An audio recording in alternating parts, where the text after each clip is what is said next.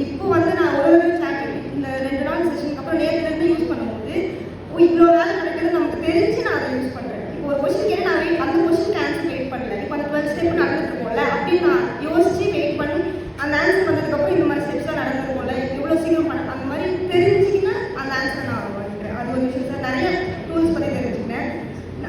அந்த வெப் அப்ளிகேஷனை நம்மளாம் கிரியேட் பண்ணோம். நாங்கள் அந்த ப்ராஜெக்ட் கொடுத்துட்டு வெயிட் பண்ணி அந்த ஸ்க்ரீனில் பிளே ஆகும்போது அவங்க நாங்கள் தான் அந்த கூட ரைட் பண்ண மாதிரி ரொம்ப சந்தோஷமாக இருக்காங்க அந்த அப்ளிகேஷனை பார்க்கும்போது.